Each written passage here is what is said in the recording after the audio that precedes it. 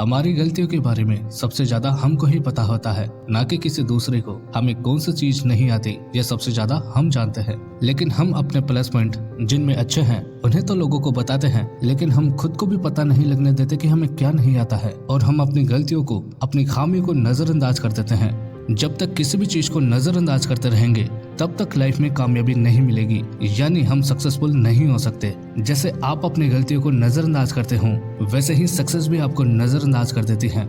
अपनी गलतियों को नजरअंदाज मत कीजिए। गलती एक बार होती है, दोबारा वो गलती गलती नहीं कहलाती, क्योंकि हमें पता होता है कि हम गलती करने जा रहे हैं। ऐसा नहीं है कि किसी से गलती नहीं होती, गलती सभी से होती है। लेकिन जो गलतियों को मानकर, अपनी गलती को स्वीकार कर उसे दूर कर लेता है, उस गलती को सुधार लेता है, उस गलती को दोबारा नहीं करता, वही आदमी आगे जाकर सफल होता है। तो सफल होने के लिए आपको इन 3 बातों का हमेशा ध्यान रखना होगा। तो पहली बात है, असफलता भी जीवन का हिस्सा है।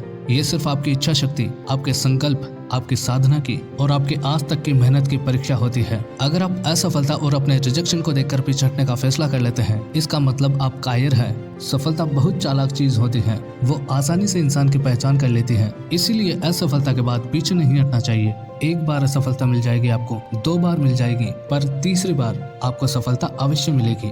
तो दूसरी बात है, आत्मविश्वास रखिए, अहंकार नहीं।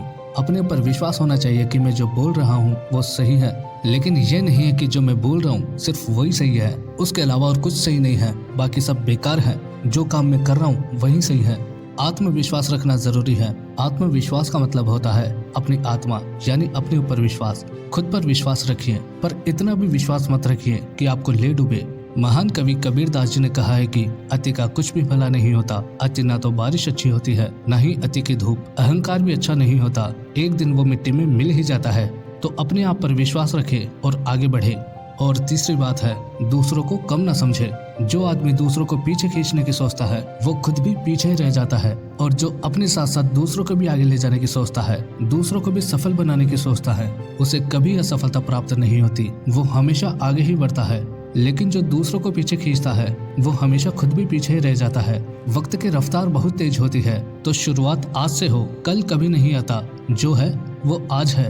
क्योंकि कल कल करके सिर्फ काम को टाला जा सकता है, किया नहीं जा सकता। अगर किसी भी काम की शुरुआत करनी है तो वो आज से ही, बल्कि अभी से होनी चाहिए।